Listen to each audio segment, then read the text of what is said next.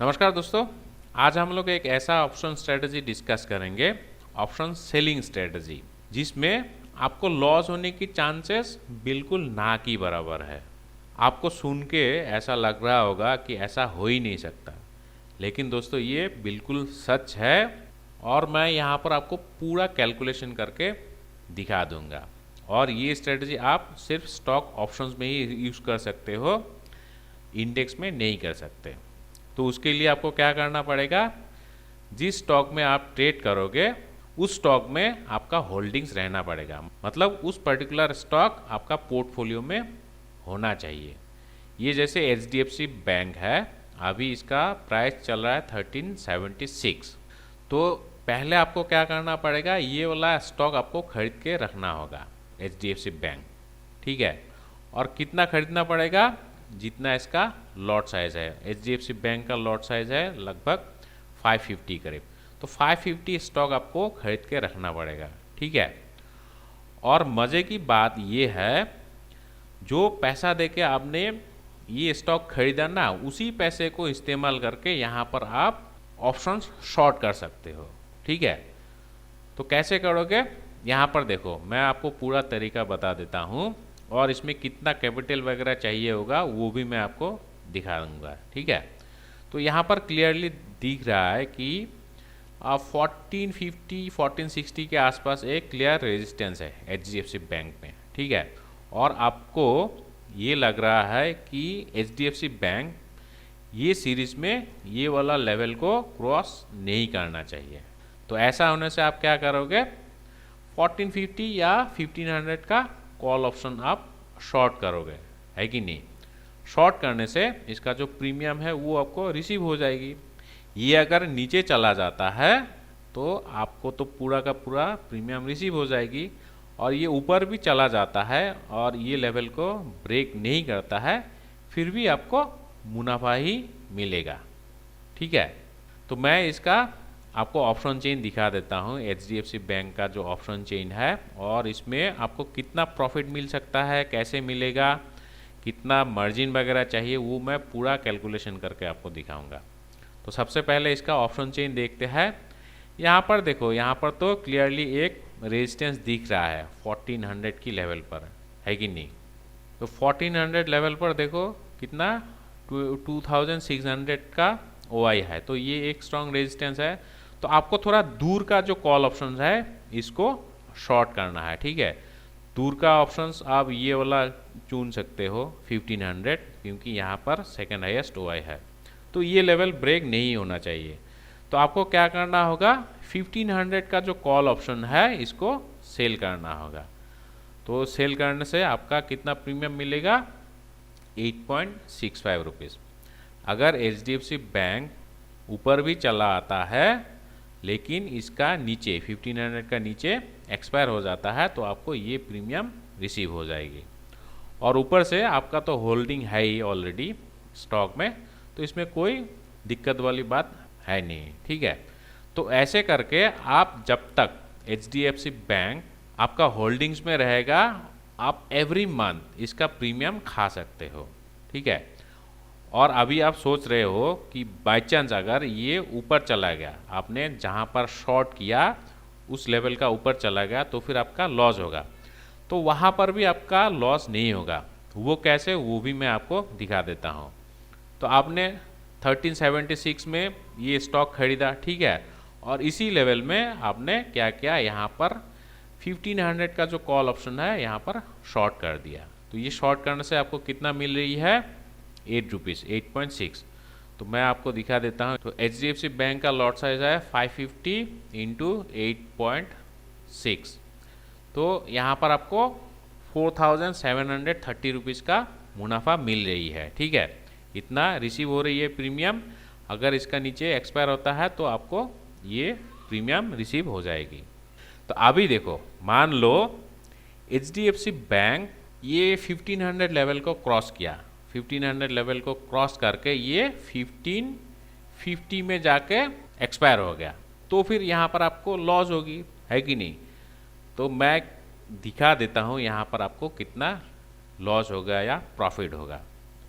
तो मान लो 1550 में एक्सपायर हो गया, तो आपने 1500 कॉल ऑप्शन को शॉर्ट किया तो यहाँ पर आपको 50 रुपीज़ का लॉस हो रही है कि नहीं।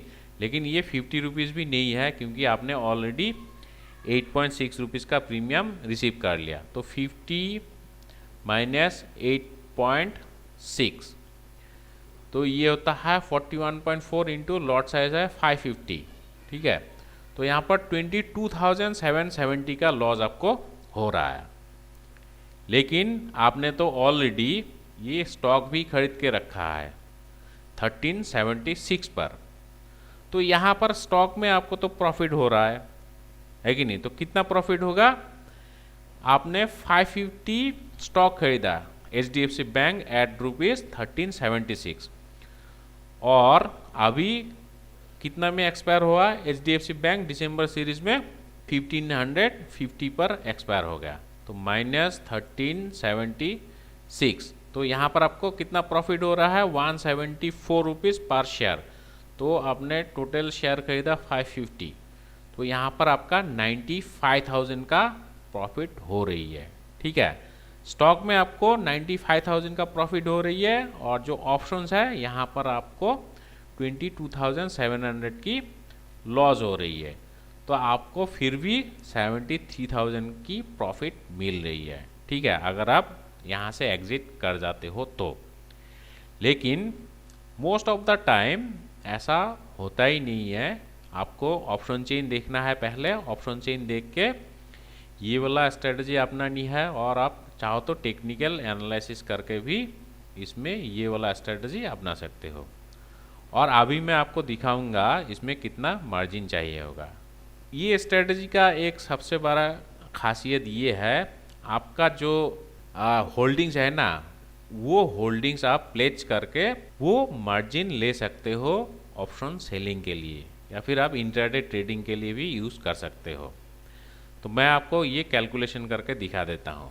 तो HDFC बैंक, ये जीरोधा का मार्जिन कैलकुलेटर है, मैं आपको पहले दिखा देता हूँ इसका कितना मार्जिन चाहिए, ठीक है। HDFC बैंक 1500 का कॉल ऑप्शन आपने शॉर्ट किया, तो उसके लिए आपको मार्जिन चाहिए होता है 1,05,000, ठीक है। तो आपको इतना पैसा भी देना नहीं पड़ेगा, क्योंकि आप अपना शेयर को प्लेज कर सकते हो, और वो प्लेजिंग जो अमाउंट है वो अमाउंट आप ऑप्शन सेलिंग के लिए यूज़ कर सकते हो। आपका 550 शेयर है ना HDFC बैंक का, मैं आपको दिखा देता हूँ कितना मार्जिन आपको मिलेगा। यहाँ पर ये approve security list for the month of December 2020, मतलब आपका अगर अकाउंट में HDFC बैंक या कोई भी स्टॉक आपका पोर्टफोलियो में है, तो वो कितना मार्जिन आपको मिलेगी। तो HDFC बैंक देखो, यहाँ पर HDFC बैंक आपका हेयर कार्ड है 17%। इसका मतलब है आपका अकाउंट में अगर 100 रुपीज़ का शेयर है HDFC बैंक, तो सिर्फ 17 रुपीज़ आप इस्तेमाल नहीं कर सकते हो, बाकी 83 रुपीज़ आपको मार्जिन मिल जाएगी। और ये जो मार्जिन है ये स्टॉक टू स्टॉक वेरी करता है। तो HDFC बैंक के लिए आपको बहुत बढ़िया सा मार्जिन मिल जाती है। और यहाँ पर इसी चीज़ का ध्यान रखना है कि आपको ऐसा स्टॉक ढूंढना है जिसमें अच्छा खासा लिक्विडिटी हो और जिसमें अच्छा खासा मार्जिन भी मिलता हो, ठीक है। लेकिन यहाँ पर आपको और एक चीज़ को ध्यान रखना है, आप यहाँ पर जो मार्जिन मिलेगी ये पूरा मार्जिन इस्तेमाल नहीं कर सकते। जो मार्जिन चाहिए होगा ये ऑप्शन सेल करने के लिए 1500C, उसका 50% कैश एटलीस्ट आपका डीमैट अकाउंट में रहना पड़ेगा, ठीक है। अगर वो पैसा है तो फिर आप आराम से इसमें शॉर्ट कर सकते हो। जैसे यहाँ पर आपको 1,05,000 की मार्जिन चाहिए, ठीक है। तो यहाँ पर आपको 50 to 52,000 रुपीज़ आपका कैश में रहना पड़ेगा, और बाकी सारा जो मार्जिन है वो आपका प्लेजिंग से मिल जाएगी। तो यही ब्यूटी है ये स्ट्रेटजी का। आपका पोर्टफोलियो में जो पैसा है वो तो ऐसे ही पड़ा रहेगा, वो पैसा यहाँ पर भी इस्तेमाल करके आप यहाँ से कंसिस्टेंटली मंथ ऑन मंथ आप पैसा कमा सकते हो। यहाँ पर जैसे 8 रुपीज़ का आपने प्रीमियम रिसीव किया, अगर नीचे चला गया तो भी आपको प्रॉफिट हो रही है, ऊपर चला गया तो आपको स्टॉक में से प्रॉफिट हो रही है कि नहीं। फिर नेक्स्ट मंथ आप दूसरा एक स्ट्राइक में कॉल ऑप्शन शॉर्ट करो तो वहाँ पर से भी आपको मुनाफा मिल रही है। तो ऐसे करके ना आपका जो पोर्टफोलियो में स्टॉक है उसका पूरा इस्तेमाल कर सकते हो। और यहाँ पर मैं और एक इम्पोर्टेंट बात बता दूँ, आप यहाँ पर इतना नज़दीक वाला स्ट्राइक को शॉर्ट मत कीजिए, थोड़ा दूर का स्ट्राइक को शॉर्ट कीजिए। दूर का शॉर्ट करने से क्या होगा, वहाँ पर आपका प्रीमियम जो है वो थोड़ा कम मिलेगी, लेकिन इसका विनिंग चांसेस बहुत ज़्यादा है।